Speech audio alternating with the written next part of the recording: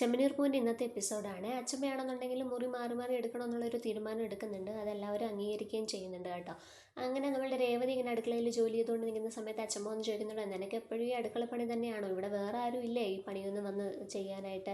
ഇവിടെ വേറെ 2 മരുമക്കളുണ്ടല്ലോ, അല്ലെങ്കിൽ നിൻ്റെ അമ്മായിമ്മയില്ലേ, അവരോട് പറയണേ ഇതൊക്കെ വന്നൊന്ന് ചെയ്യാനായിട്ട്. രേവതി പറയുന്നുണ്ടോ, ഓ അതൊന്നും സാരമില്ല അച്ചമ്മ, ഇതൊക്കെ എനിക്ക് ചെയ്യാവുന്ന ജോലിയല്ലേ ഉള്ളൂ.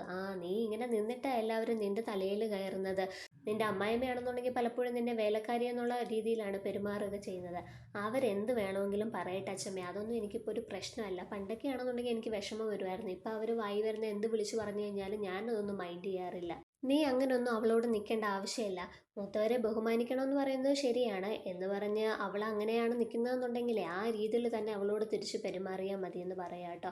എന്നിട്ട് പറയുന്നുണ്ട്, പിന്നെ റൂമിൻ്റെ കാര്യം ഞാൻ പറഞ്ഞത് നീ മറക്കണ്ട. ഞാനിവിടുന്ന് പോയി കഴിഞ്ഞാലേ ചന്ദ്രമതി ആ തീരുമാനം മാറ്റാൻ നോക്കും, പക്ഷെ നീ വിട്ടുകൊടുക്കരുത്. അതെന്തിനാണ് അച്ഛമ്മ ഇപ്പം അങ്ങനെ ഒരു തീരുമാനം എടുത്തത്? എനിക്കിപ്പോൾ ഹോളിലോ ടെറസിലോ ഒന്നും കിടക്കുന്നതിന് ഒരു പ്രശ്നവും ഇല്ലല്ലോ. പക്ഷെ ശ്രുതിയും വർഷയൊന്നും അങ്ങനെയല്ലല്ലോ. അവരൊക്കെ വലിയ വീട്ടിലെ കുട്ടികളല്ലേ, അവർക്കൊന്നും ഈ തറയിൽ കിടന്ന് ശീലമില്ല. എനിക്കാണെന്നുണ്ടെങ്കിൽ തറയിൽ കിടന്ന നല്ല ശീലമാണ്. ആഹാ, നീ പണ്ട് തൊട്ടേ തറയിൽ കിടന്ന് ശീലിച്ചു എന്ന് പറഞ്ഞിട്ടേ എപ്പോഴും ആ ശീലം അങ്ങ് കൊണ്ടു നടക്കേണ്ട ആവശ്യമൊന്നുമില്ല.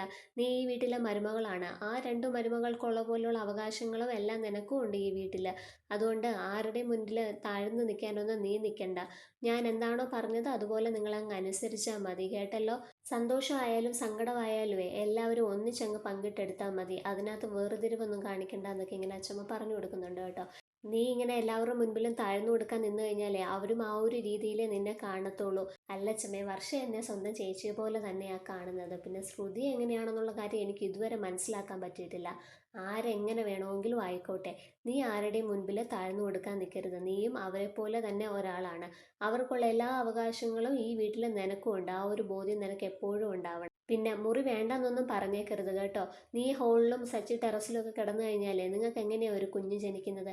നീ എന്താ അതിനെ പറ്റിയിട്ടൊന്നും ആലോചിച്ചിട്ടില്ലേ? നിനക്ക് എന്താ രേവതി ബുദ്ധിയില്ലേ? ഒന്ന് പോ അച്ചമ്മേ ചുമ്മാതെ. അതൊക്കെ എനിക്കറിയാം.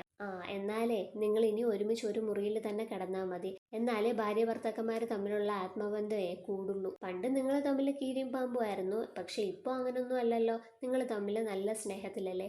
നീ ഇല്ലെങ്കിൽ അവനില്ല, അവനില്ലെങ്കിൽ നീ ഇല്ല, അങ്ങനെ ഒരു അവസ്ഥയിലല്ലേ ഇപ്പം നിങ്ങൾ. അതുകൊണ്ട് നിങ്ങൾ ഇനി ഒരുമിച്ച് കിടന്നാൽ മതി എന്നൊക്കെ ഇങ്ങനെ പറഞ്ഞു കൊടുക്കുന്നുണ്ട് കേട്ടോ. പിന്നെ ഞാൻ പറഞ്ഞ മറ്റേ കാര്യം മറക്കണ്ട കേട്ടോ. എന്ത് കാര്യം അച്ഛമ്മേ? കുഞ്ഞ് എനിക്ക് എത്രയും പെട്ടെന്നേ ഒരു കൊച്ചുമോനെ തരണം കേട്ടോ. അങ്ങനെ നമ്മളുടെ രേവതിക്ക് ഉപദേശമൊക്കെ കൊടുത്തിട്ട് അച്ഛമ്മ അങ്ങ് പോകുന്നുണ്ട്. പിന്നീട് കാണിക്കുന്നത് നമ്മളുടെ സുധിയാണെന്നുണ്ടെങ്കിൽ അവരുടെ പുതിയ ഷോറൂമിൽ പോകുന്നുണ്ട്. എന്നിട്ട് അവിടുത്തെ കാര്യങ്ങളെല്ലാം നോക്കി നടത്തുന്നുണ്ട് കേട്ടോ. എന്നിട്ട് കൂട്ടുകാരെയൊക്കെ വിളിച്ചുകൊണ്ട് വന്ന് ആ ഷോറൂമൊക്കെ കാണിക്കുന്നുണ്ട് കേട്ടോ. അപ്പം നമ്മളുടെ ശ്രുതിയും എന്ത് ചെയ്യുന്നുണ്ട്, കൂട്ടുകാരിയെ വിളിച്ചുകൊണ്ട് വന്ന് ആ ഷോറൂമൊക്കെ കാണിച്ചു കൊടുക്കുന്നുണ്ട് കേട്ടോ. അങ്ങനെ അവരതിൻ്റെ ഉദ്ഘാടനം നടത്താനും അതിൻ്റെ പേര് മാറ്റുന്ന കാര്യങ്ങളൊക്കെ ഇങ്ങനെ ഓണറുമായിട്ട് സംസാരിച്ചുകൊണ്ടൊക്കെ നിൽക്കുകയാണ് കേട്ടോ. പിന്നീട് കാണിക്കുന്നത് രാത്രിയാകുമ്പോഴത്തേക്ക് ഇവർ വരുന്നുണ്ട്. ശ്രുതിയാണെന്നുണ്ടെങ്കിൽ അവരുടെ റൂമിൽ കയറി കിടക്കുകയാണ് കേട്ടോ. അപ്പോൾ ശ്രുതി വന്നിട്ട് പറയുന്നുണ്ട്, എൻ്റെ ശ്രുതി, ഇന്ന് നമ്മളല്ല ഈ റൂമിൽ കിടക്കേണ്ടത്, സച്ചി രേവതിയാണ്. നീ ഇങ്ങോട്ട് ഇറങ്ങി വന്നേ, നമുക്ക് ഹോളിൽ പോയിട്ട് കിടക്കാം. ഇല്ല ശ്രുതി, എനിക്ക് പറ്റത്തില്ല AC ഇല്ലാത്ത ഹോളിൽ കിടക്കാനായിട്ട്. എനിക്ക് ഹോളിൽ കിടന്നു കഴിഞ്ഞാൽ ഉറക്കം വരത്തില്ല, അവിടെ AC ഇല്ലല്ലോ. നിനക്കറിയാലോ എനിക്ക് AC ഇല്ലാതെ കിടക്കാൻ പറ്റത്തില്ല എന്നുള്ളത്. അവരിങ്ങോട്ട് വന്നില്ലല്ലോ, അവൻ തന്നെ ഹോളിൽ കിടക്കട്ടെ, നമുക്കിവിടെ തന്നെ കിടന്നുറങ്ങാമെന്ന് പറയാം. അപ്പോൾ ശ്രുതി പറയുന്നുണ്ട്, വെറുതെ ശ്രുതി ഓരോ പ്രശ്നം ഉണ്ടാക്കല്ലേ, അച്ഛമ്മയും അങ്കിളും ഒക്കെ പറഞ്ഞതല്ലേ.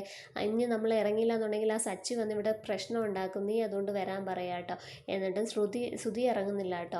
അങ്ങനെ നമ്മളുടെ രേവതി എന്ത് ചെയ്യുന്നുണ്ട്, താഴെ ഹോളിൽ പാവിരിക്കുകയാണ് കിടക്കാൻ വേണ്ടിയിട്ട്. അപ്പോൾ സച്ചിയും വർഷയൊക്കെ വന്ന് ചോദിക്കുന്നുണ്ട്, എന്തിനാ നിങ്ങളിവിടെ പാവിരിക്കുന്നത്? നിങ്ങൾക്കൊന്ന് റൂമിലല്ലേ കിടക്കേണ്ടത്?